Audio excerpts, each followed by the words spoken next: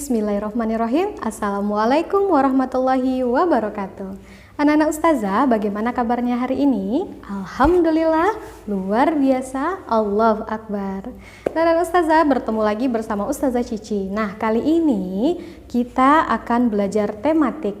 Nah, sebelum mulai pembelajaran, ada baiknya kita membaca basmalah. Bismillahirrahmanirrahim. Baik, nah ada 3 hal atau 3 pelajaran yang akan kita pelajari hari ini. Yang pertama, aturan cara menulis yang baik dan benar.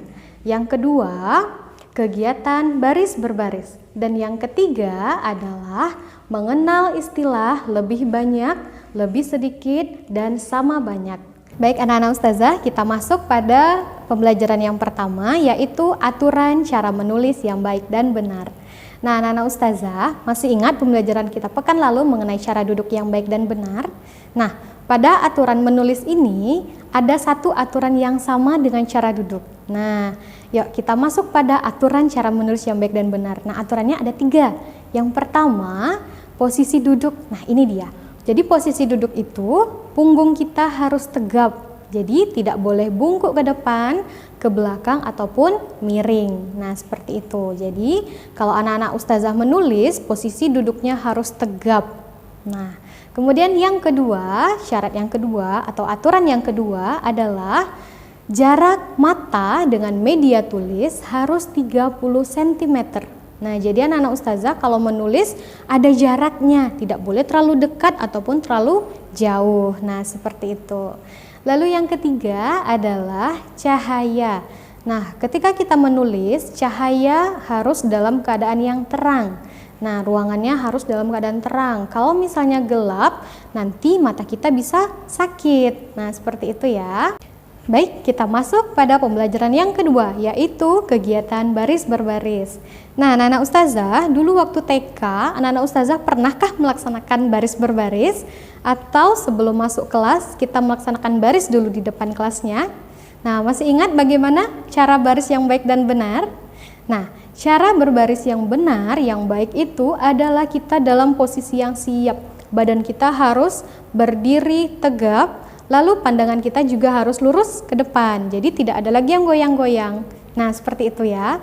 Lalu apa saja instruksi atau aba-abanya? Nah, teman-teman lihat gambar ini. Nah, pada gambar ini mereka dalam posisi siap. Nah, lihat gambarnya ya, mereka dalam posisi siap. Apa aba-abanya? Nah, aba-abanya yaitu siap gerak. Nah, ketika anak-anak ustazah mendengar kata siap gerak, posisi tubuhnya harus rapi, berdiri yang tegap, tangan harus berada di samping badan kita. Nah, seperti itu. Lalu mata kita atau pandangan kita itu harus lurus ke depan. Jadi tidak ada lagi yang geleng-geleng, toleh kanan, toleh kiri, lalu badannya goyang-goyang, seperti itu ya. Jadi harus tegap. Nah, seperti itu. Lalu yang kedua, lihat gambarnya lagi. Mereka sedang lencang depan. Nah, instruksinya adalah lencang depan, gerak. Ketika anak ustazah mendengarkan lencang depan, gerak, maka tangan kanannya langsung maju seperti ini. Nah, lurus ya. Nah, mendekati bahu temannya. Mendekati bahu temannya. Seperti itu. Jadi, tidak boleh mengenai bahu temannya, tapi mendekati, ada jaraknya.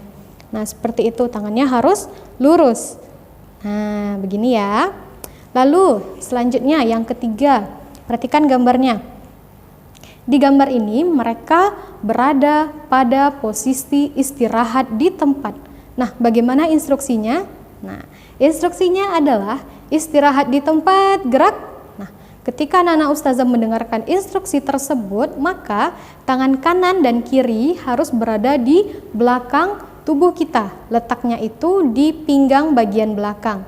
Nah, tangannya itu harus memegang, saling memegang seperti ini ya.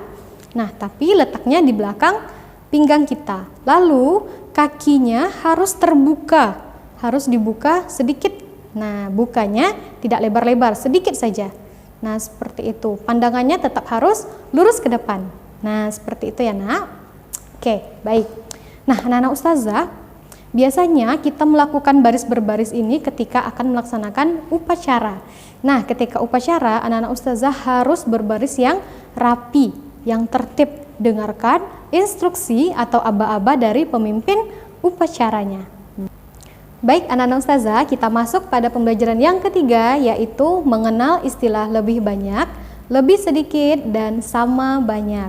Baik, kita terlebih dahulu akan mengurutkan angka 1 sampai 10. Anak-anak ustazah sudah tahu ya urutannya. Yuk sama-sama kita urutkan.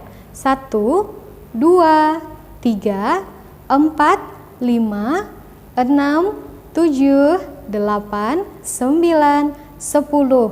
Oke, bagus. Nah, urutan itu 1 sampai 10 itu adalah urutan kita mengurutkannya dari yang paling kecil sampai yang paling besar. Nah, yang paling kecil ada angka berapa?